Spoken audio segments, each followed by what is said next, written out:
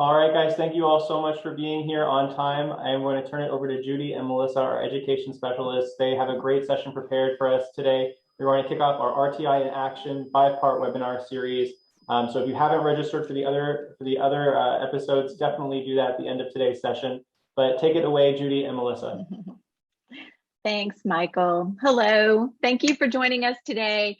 I'm Judy Teven, and with me is Melissa Sinanu. Welcome to our, live event series about RTI in action. Now, today's event is, like Michael said, the first of a 5-part series designed to take a deep dive into each of the main components of a successful RTI process. So before we get started, though, I want you to know that we will be recording this and sending it out to everyone who registered. And if you have questions during the webinar, please go ahead and just throw those into chat. Our team is ready there to field them for you.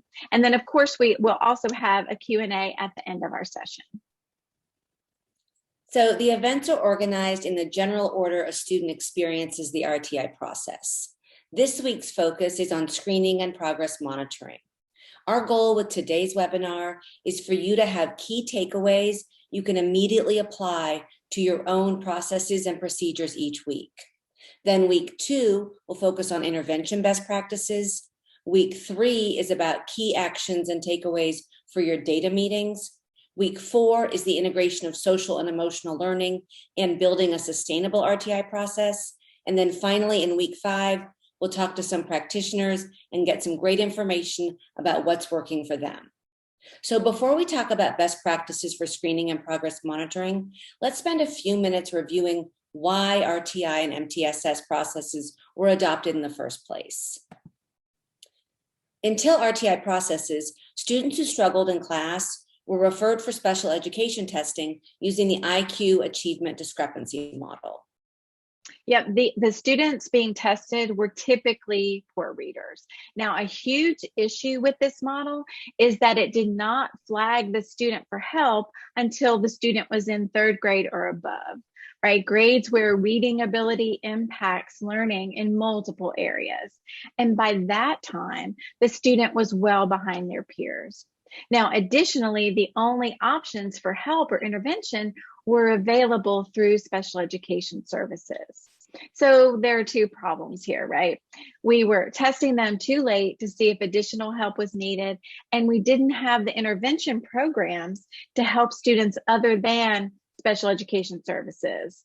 So it became clear that being behind in school and needing intervention did not necessarily mean students had an inability to learn or qualified as EC students. So from that realization, a tiered intervention process was developed.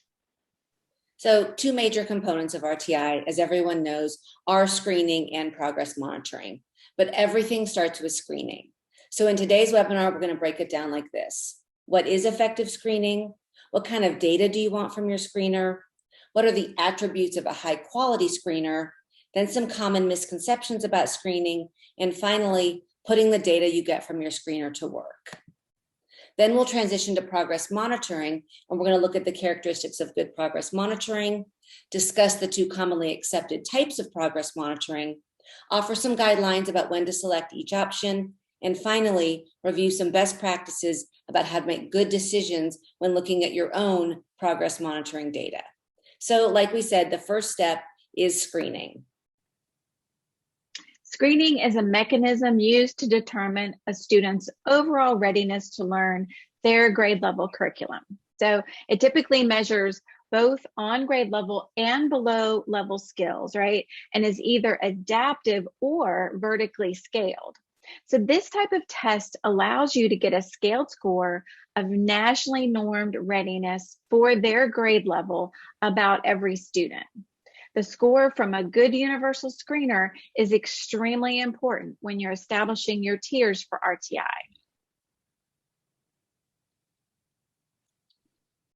There we go. A quality screener is really and truly only as good as the data that you and your teachers get from it, right? Good screener data shows you how a certain subpopulation is performing against the same population across the nation. And then within your district, track student growth, but again, have the ability to break it down by subpopulation. Now, in essence, be sure that you are able to get those larger analyses as well as detailed reporting by student. Actionable data is really key when selecting your screener. That's right. For example, you're looking for scaled scores that will tell you grade level readiness. And as Judy said, percentile ranks as compared both to the nation and like populations. Percentile ranks are the easiest way to establish initial placement for students into tiers 1, 2, or 3. Then a bonus is domain level scale scores that help determine specific intervention areas of focus. So later in this webinar, we will look at some dashboards and reports and talk about making sure that data is actionable. So what are some other qualities to look for in a screener? So look for ease of administration. The test length should be predictable and manageable for students. Next, look for an adaptive or vertically scaled test that can not only identify what a student doesn't know, but also where they are ready to learn. And then look for parallel forms for administration with integrity 3 times a year. Parallel meaning it measures the same set of skills each time. An important distinction for many districts is screening for intervention needs and specific screening, like a dyslexia screening, for example. These are not the same thing. An overall academic screener is what you see on the NCII tools chart, the National Center on Intensive Intervention. Now, these screeners help you identify students in need of intervention or urgent intervention without trying to diagnose what may be causing them to fall behind. Now, resources like NCII have a great list of screeners to choose from. The Classwork screener, reading and math for grades K-8, has very high ratings for both validity and reliability. Let's take a moment to define reliability and validity. So I have a reliable scale, for example, when it is consistent. I can step on and off it a few times in the morning and get the same number. Then my scale is valid when it's consistent not only with itself every morning, but also offers a weight close to, say, the doctor's scale when I go in for my physical. So make sure your screener has high ratings in both validity and reliability. Now, a high quality screener also offers the percentile ranking that you want to start your process off strong. Now, Classwork's vertical scale and well-defined data makes it easy to find trends and take action. So when determining intervention for students, at Classworks, we do follow the NCII guidelines and suggest that you place students into the following tiers based on their scores. So the 10th percentile or below is urgent intervention, or tier 3. The 25th percentile or below is typically tier 2. Now, above the 25th percentile is tier 1. However, at Classworks, we separate out the 25th to 40th percentile so that teachers can keep an eye on those students throughout the year. So almost as important as what to look for in a screener are some common misconceptions about universal screeners. So what a screener isn't. It's not a benchmark test measuring student mastery of the skills being taught along your pacing guide. Remember, a screener is testing for readiness and growth within the current grade level curriculum. In that same vein, a screener doesn't change throughout the year to align with your pacing guide because it will contain those parallel forms. A screener might offer standards reporting, but it's not measuring standard mastery. The data is offering a nationally normed percentile rank for students. Finally, a screener is not a skill-specific diagnostic test to measure skill mastery or non-mastery. It's really a health and wellness check of student readiness for grade level and growth along that grade. So now let's take a few minutes to analyze the data a high-quality screener offers and think about how we'll put that to work. Because the most important thing a screener tells you is who is likely in which tier. So for example, let's take a look at the Classworks dashboard. The data shows you at a global level who needs urgent intervention, who you want to keep an eye on, and who is meeting grade level expectations. This dashboard from ClassWorks also allows you to see this information by those all-important subpopulations. This is super significant when looking at overall performance of your RTI or MTSS processes. Not only does this information help you decide who will participate in intervention services, it also informs where you may have some weaknesses with your Tier 1 curriculum. For example, if a majority of your students are performing at a grade level equivalency below their current grade in a specific domain, the rigor of your grade level curriculum may need to be evaluated. Now, we point that out because it is an important component of RTI overall.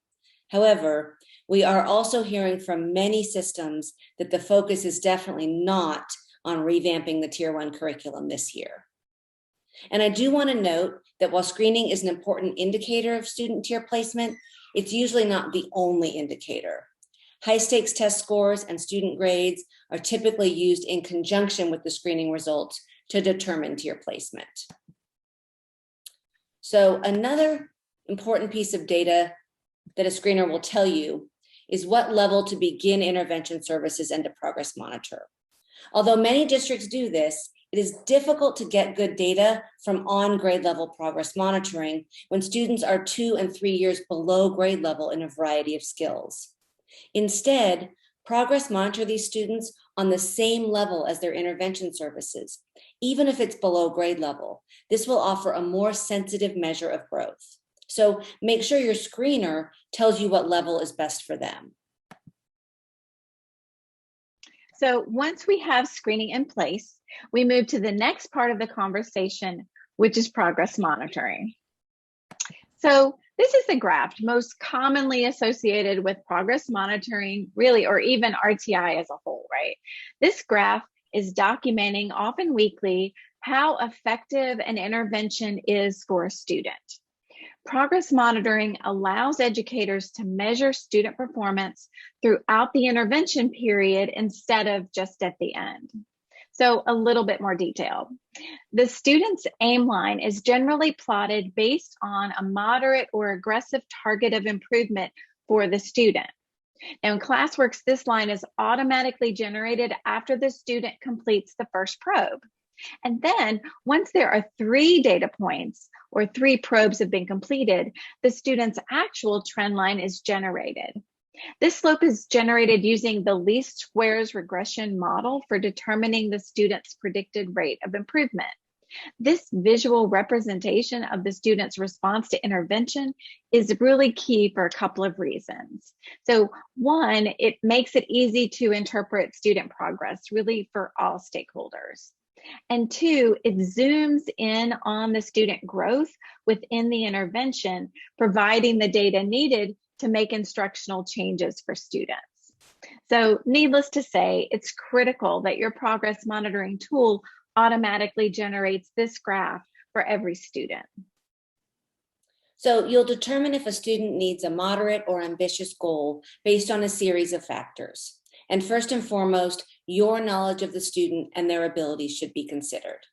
Then, if you determine that the student is able and you have the right intervention that will allow for ambitious growth, you can set the goal to be ambitious or aggressive. For example, setting an ambitious goal for a student in 5th grade who is currently performing in the 10th percentile to move to the 15th percentile will move them from Tier 3 up to Tier 2 at the end of the 12 weeks. Now, once you set this, it's not set in stone and it can be fluid throughout the intervention period. And progress monitoring tells you, as Judy said, which students are succeeding and which students might be struggling to make progress. This is the data used to determine if adjustments to the intervention are needed, or perhaps if a student will be referred for additional testing to determine if special education services are needed. So let's look at the characteristics of quality progress monitoring. We'll talk about the 2 most well-known and widely used types of progress monitoring, offer some suggestions about when you might select each type, and also look at how to effectively make decisions based on that data being collected. Progress monitoring is implemented in so many ways in school districts across the country, but we promise it doesn't need to be as labor intensive as it often ends up being for teachers.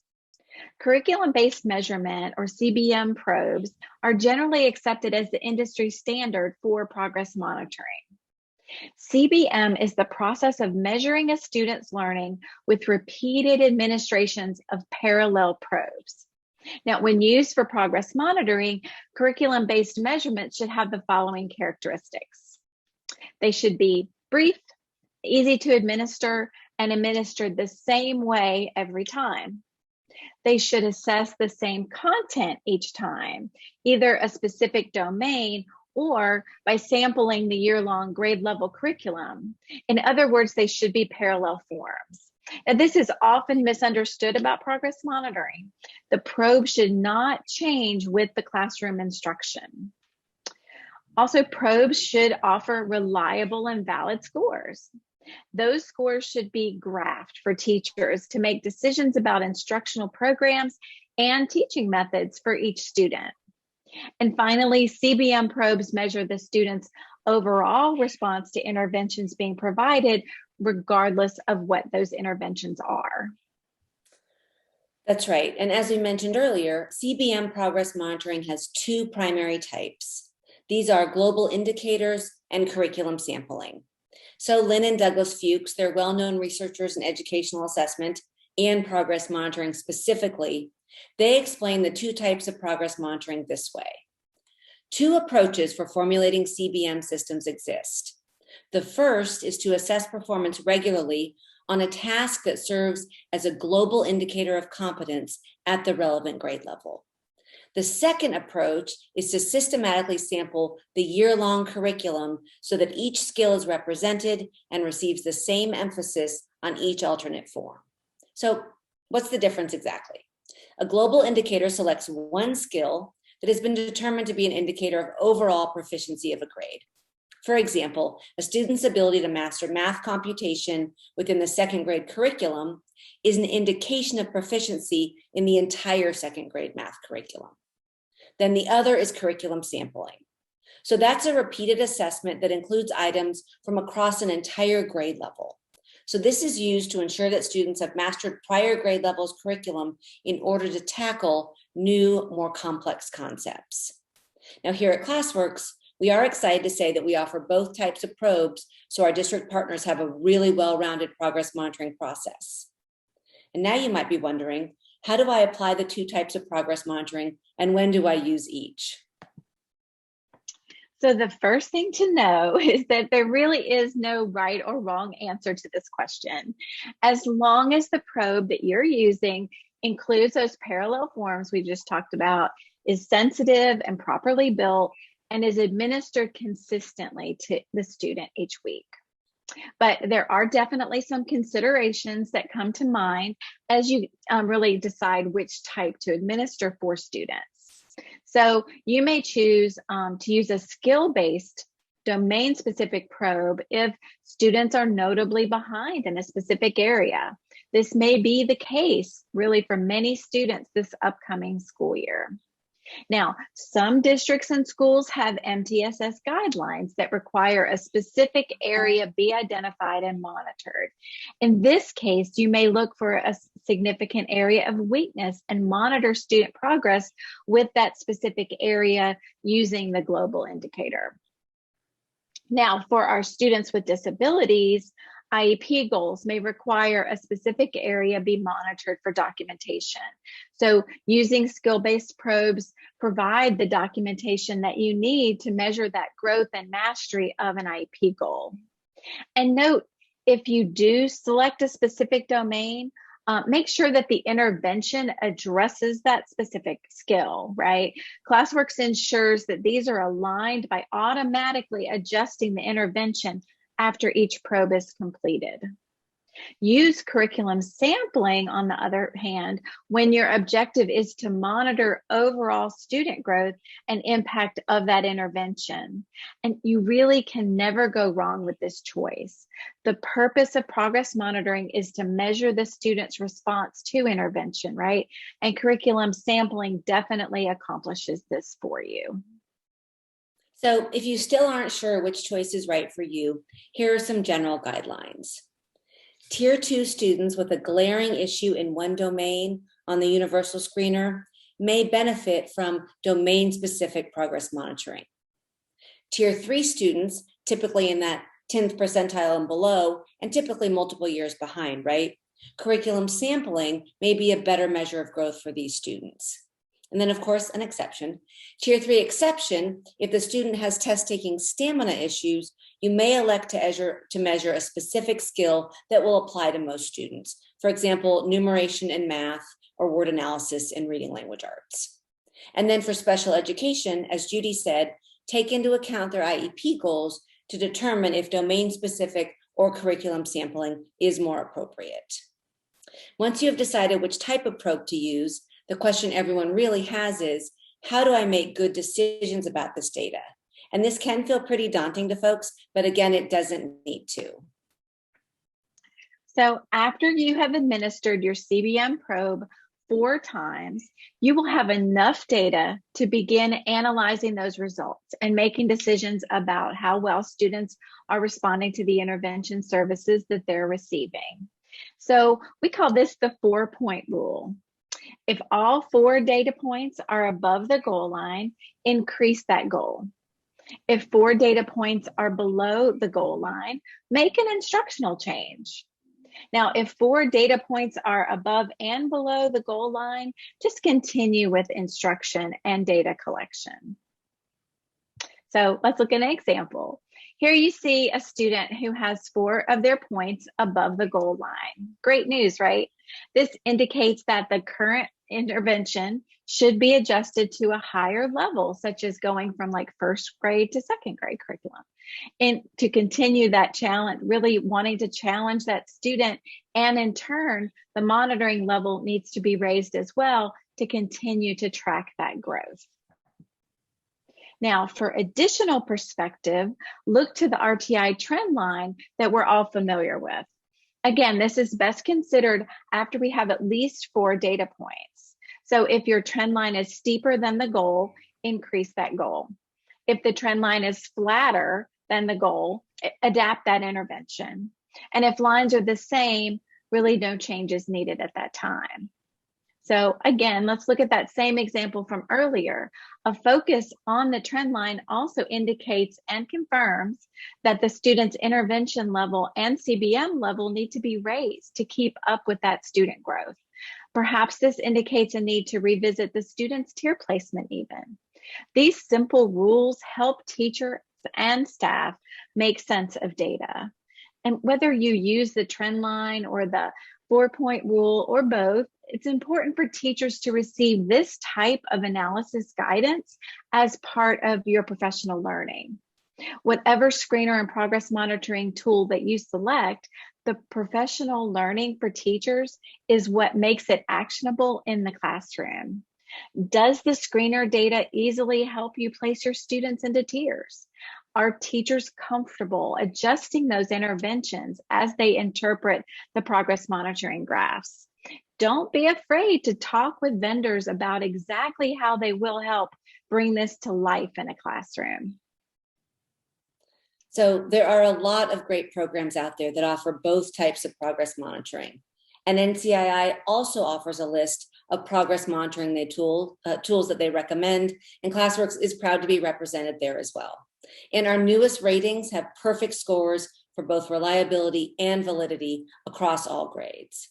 So once you get past the must-haves we already reviewed for progress monitoring, probably 2 of the most important things to consider are the sustainability of a progress monitoring process, meaning is it easy for the teachers to use, and the data and reporting that is automatically generated for every student or group of students. So when implementing a progress monitoring tool for both tiers 2, 3, and students with disabilities, consider a program that can be implemented for larger groups of students. How easy is it for the teachers to turn on, run reports, look at dashboards, and make adjustments? For example, in the Classworks progress monitoring, it can be started with a few simple clicks and will automatically appear each week for 12 weeks on the student's own Classworks dashboard. Then the data from the probe is automatically plotted on the appropriate charts, and it also informs the student's intervention. And reporting needs to be simple and straightforward. Now, for example, on the Classworks Progress Monitoring Results Report, teachers can add notes or other information as needed. This type of insight into the student progress is so valuable in student problem-solving team meetings. Having all of this information in one place ensures fidelity as soon as teachers hit start without asking them to do one more thing. This year especially, we are expecting larger numbers of students in tiers 2 and 3. So you want a process that's simple for everyone, but you also want a process that's based on best practices and supports student achievement every step of the way. So we took a pretty deep dive into both screening and progress monitoring in a relatively short amount of time. We looked at the characteristics of effective screening, the data you want from your screener, the attributes of a high quality screener, what a screener is not, and finally, putting the data you get from your screener to work. Then with progress monitoring, we did a brief overview on how rate of improvement is calculated. Then we discussed the characteristics of good progress monitoring, the 2 most commonly accepted types, and we offered some guidelines about when to select each option. Finally, Judy discussed how to make good decisions with your progress monitoring data. Good screening and progress monitoring are essential tools to a good RTI framework. I hope the first installment of our webinar series gave you some actionable information that you can apply this school year. And as we mentioned at the very beginning of today's webinar, week 2 is about intervention best practices. And week 3 will focus on key actions and takeaways for your data meetings. And week 4 is the integration of social and emotional learning and building a sustainable RTI process for all stakeholders. And finally, in week 5, we'll talk to practitioners and get some great information about what's working for them. Really appreciate you guys being with us. Thank you so much. I did see some questions coming into chat, so we can take a nice break here and answer those questions. Yeah, we definitely had a bunch come through. So let's kick things off with this one. How can I figure out where we need help with our RTI program? I don't even know where to start. That is so tricky. That's true. Really, it's so important at this point.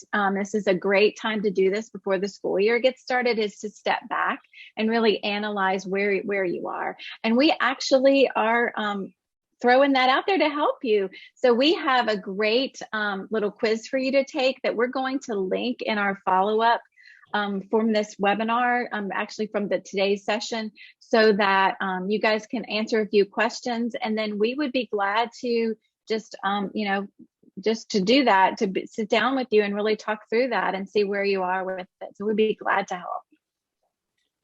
Nice. And thank you to everybody showing us some love in the comments right now. Don't forget, if you like today's presentation, make sure you sign up for our next episode in the series, which will be next week. But as far as our next question, is the decision to use a type of progress monitoring made by the teacher or the school? Do you have a recommendation? Okay, this is another great question. So there are schools and districts, we kind of touched on this in the webinar a little bit, that they want to make that part of their processes, right? They're going to have their own specific ideas. Other districts will put that out there and let the classroom teachers make those decisions. So we do have that flexibility built into Classworks. At the Classworks level, the teacher would do that based on the guidance, right, from either district schools and things like that. We also, when we partner with our districts, we sit down and help them work through those processes and about what that framework would look like. And then we embed that into our professional learning as well, so that teachers always are supported with the guidance for that. So Tracer asked us, is ClassWorks going to automatically assign students their recommended CBM? So it's automatically going to recommend it to the teacher, Tracer, so that they can just click go on it. You should log into your platform today, Tracer. It looks amazing. And then, so Tracer's follow-up to that was, if students assess on a Wednesday, is the CBM available the entire following week? It's available Monday to Saturday, no matter what. And then it'll always be Monday to Saturday. I believe, Tracer. I would double check that with your CNI though. And then our next question. So do you recommend we use the ClassWorks Universal Screener on top of our own assessment? Sure, that's a great question. And it really, really depends kind of on your district. If you guys have a screen, we love NWA. It's also already helping us put students into their appropriate tiers. And we know it talks to ClassWorks, so it's going to individualize learning and make perfect interventions for them. I probably wouldn't also use our screener. But if your screener isn't helping you with some of those things, you probably do want to use our screener additionally. It's only about 25 minutes per student to take it. Then the third option is, you know what, we're using it to put our kids in tiers, but your screener doesn't talk to our intervention, and we don't know exactly which level to progress monitor. You might decide only to use our screener for kids that you're placing into tiers 2 and 3. So you have a couple different choices, but like Judy said, your CNI will sit down, look at all your resources with you and say, okay, where does ClassWorks fit in here, so that we're not in any way a duplicate effort from what's happening. Perfect. And then we've got one more question on my end, and that's, does the system assign the growth goal? Okay, that's a great question. Yes, so the ROI again is automatically calculated, that rate of improvement for you. And so at that point, you can see where your end growth goal would be. And then as students are monitored, there's a dashboard that teachers would utilize to continue to track that and make sure that they're seeing if kids again are on track to get to their goal, or struggling, or where they need to make adjustments, and all of that is in one dashboard. Awesome. And those were all of the questions that I have on my end. So while we wait for any straggling questions to come through in the chat box, thank you all so much. You guys have been a great audience today. Thank you so much for the questions. And I hope to see you all back next week for our second session in the RTI in Action series. If you are not yet a member of the ClassWorks family and have questions about any of the great stuff you saw today, start a conversation with us at classworks.com. We'd love to sit down with you, analyze what your current RTI processes are, and see where we can help. Thanks, everybody. Come see us next week.